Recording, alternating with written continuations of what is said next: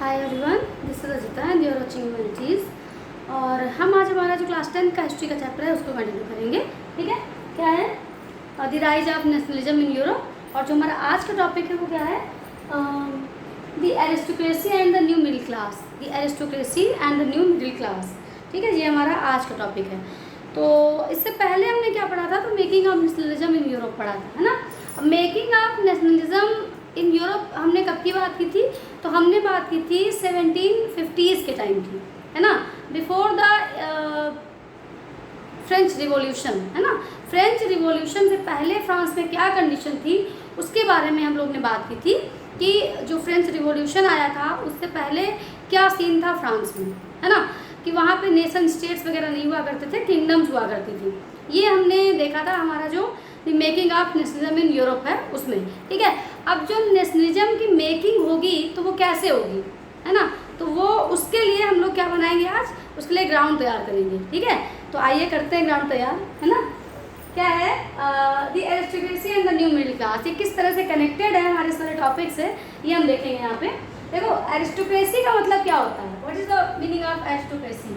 Aristocracy का means है जो रूलिंग क्लास है, सिंपल सी बात, जो रूलिंग क्लास है, जो राजा रजवाड़ा हैं, ठीक है, उनकी जो फैमिली, मतलब उनकी पूरी जो किनशिप होती थी वो भी उसमें आ जाती थी। मतलब जैसे राजा हो गए, उनके जो फैमिली मेम्बर्स हो गए, उनके नाती पोते हो गए, उनके जो भी उनके रिलेटिव्स हो गए, वो सब उसमें आते थे एरिस्टोक्रेसी में। ठीक है, सबको क्या कहा जाता था, एरिस्टोक्रेट क्लास, है ना, वो पूरी एक क्लास कहलाती थी एरिस्टोक्रेट क्लास, है ना। अब एरिस्टोक्रेट क्लास और यहाँ पे देखा जाएगा new middle class. New middle class आएगी और वो क्या करेगी, इनको रिप्लेस करेगी। यही तो होगा आगे, जब रिवोल्यूशन होगा तो क्या होगा भाई, जो एरिस्टोक्रेसी है वो खत्म होगी और उसकी जगह पे कौन आएगा, तो उसकी जगह मिडिल क्लास आएगी। तो कैसे इमरजेंस होता है मिडिल क्लास का, वो सब हम इस चैप्टर में, इस टॉपिक में देखेंगे। ठीक है, क्या है सोशली है, तो सबसे पहले हम लोग जान लेते हैं कि एरिस्टोक्रेसी में क्या क्या चीज़ें थी, एरिस्टोक्रेसी कितनी पावरफुल थी, है ना। तो the aristocracy was socially and politically aristocracy of the dominant class of the continent.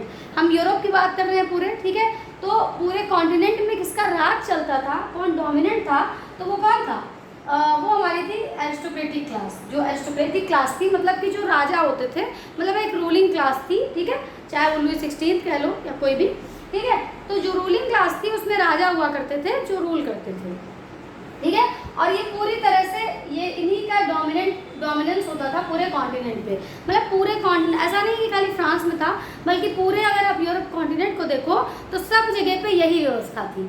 और सब जगह क्या, इंडिया में भी तो यही वाला व्यवस्था थी, हमारे यहाँ भी तो राजा ही हुआ करते थे उस टाइम पे, ठीक है। तो this class was United by a common वे। लेकिन अब ये क्लास जो है किस तरह से पूरे यूरोप में कनेक्टेड थी, ठीक है, मतलब ये इनमें सब में आपस में कनेक्शन भी था। अब वो कनेक्शन कैसे था वो अभी बताते हैं। उसके पहले एक चीज़ आपको 9th की याद होगी, जो 9th में आप लोगों ने पढ़ा था कि जो लुई 16 थे उनकी जो वाइफ थी वो कहाँ की थी, वो थी ऑस्ट्रिया की, है ना, ऑस्ट्रिया की प्रिंसेस थी वो, एंटोनेटी नाम था, है ना। तो वो किस तरह से वो एक किंग फैमिली की थी और वो दूसरी किंग फैमिली में उनकी शादी हुई थी, ठीक है।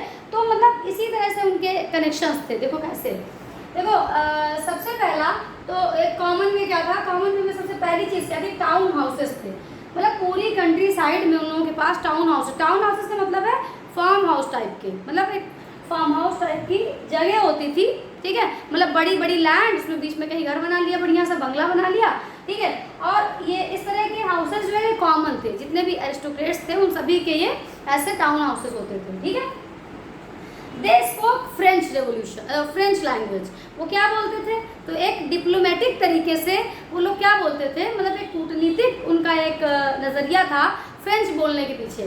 वो लोग क्या बोलते थे, फ्रेंच लैंग्वेज स्पीक करते थे। भाई रीजनल डायलेक्ट्स बहुत सारी थी वहाँ पे, मैंने आपको पहले बताया है कि वहाँ पे अलग अलग एरियाज़ में अलग अलग लैंग्वेजेस बोली जाती थी, है ना। तो अब इनको कनेक्शन इनका किस तरह से बना हुआ था, तो ये जिनसे कनेक्टेड होते थे वो सब क्या बोलते थे, फ्रेंच बोलते थे। मतलब एक तरह से कह सकते हैं जो एरिस्टोक्रेट क्लास थी उसकी जो लैंग्वेज थी वो क्या थी, फ्रेंच थी, ठीक है। मतलब French was the language of the high society at that time. मतलब क्या था कि जो एलीट क्लास थी, जो एकदम बहुत ही हाई सोसाइटी थी, ठीक है, और उनमें फ्रेंच लैंग्वेज का यूज किया जाता था, ठीक है। इसके अलावा क्या था, families were connected with the tie of marriages. इसके अलावा उनकी जो फैमिलीज होती थी वो कनेक्टेड होती थी शादियों के माध्यम से। जैसे मान लो ये यूरोप हो गया, एक किंग यहाँ पे है, एक किंग यहाँ पे, एक यहाँ, ठीक है। तो ये कनेक्शन में कैसे होता था, तो यहाँ से यहाँ मैरिज हो गई, यहाँ से यहाँ मैरिज हो गई, है ना।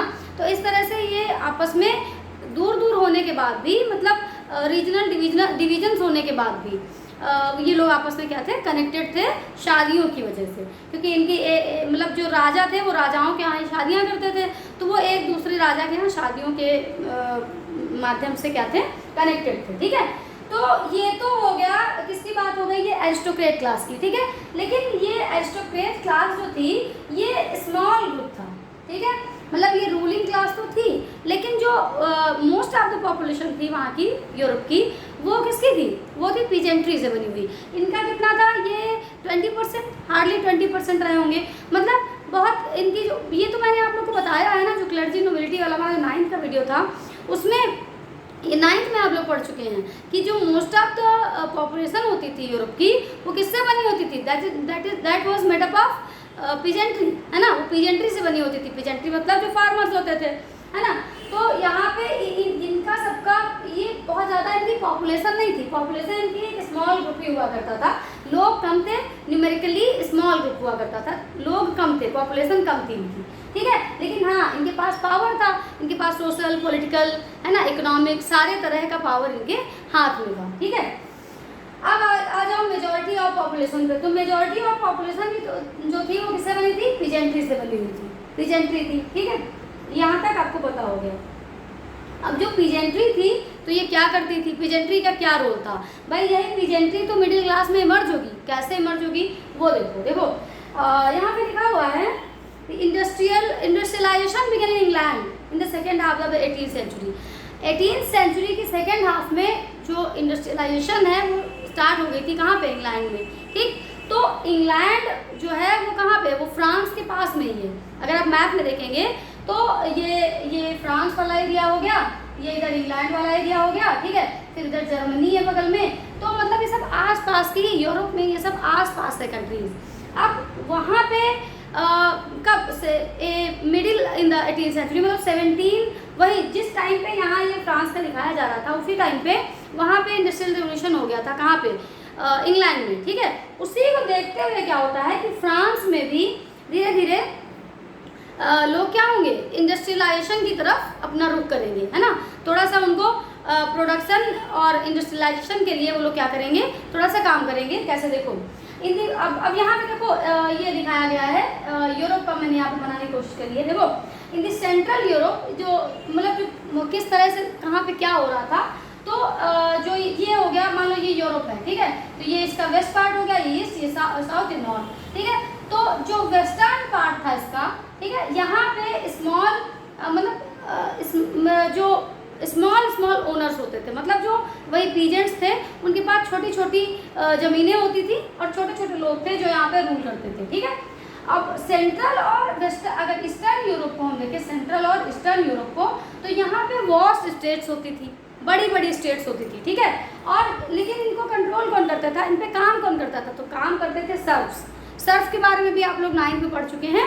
सर्फ क्या होते थे, एक तरह से बंधुआ मजदूर होते थे, जिनको जो नोबिलिटी वाले लोग होते थे वो खरीद के रखते थे, उनसे आजीवन काम लेते थे।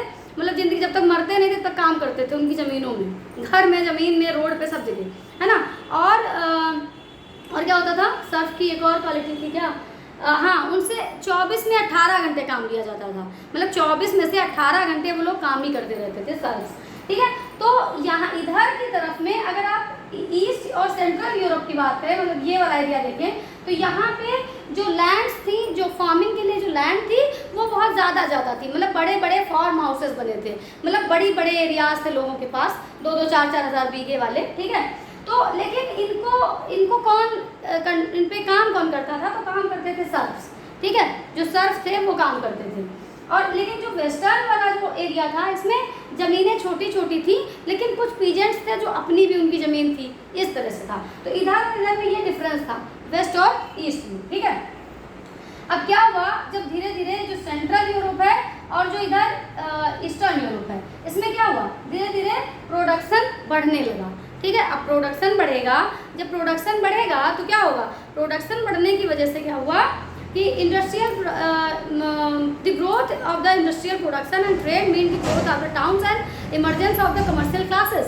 देखो जैसे जैसे प्रोडक्शन बढ़ा तो प्रोडक्शन बढ़ेगा तो उसको खा थोड़ी लेंगे। अब इंडस्ट्रियलाइजेशन भी हो चुका था तो प्रोडक्शन से वो लोग क्या चीज़ें बनाने लगे, बना के उनको मार्केट में सेल करने लगे। तो इससे क्या हुआ, इंडस्ट्रियलाइजेशन डेवलप होने लगा, धीरे धीरे इंडस्ट्रियलाइजेशन होने लगा। कहाँ पे, जो यूरोप का ये जो इधर वाला पार्ट था, ईस्टर्न एंड सेंट्रल यूरोप में, ठीक है।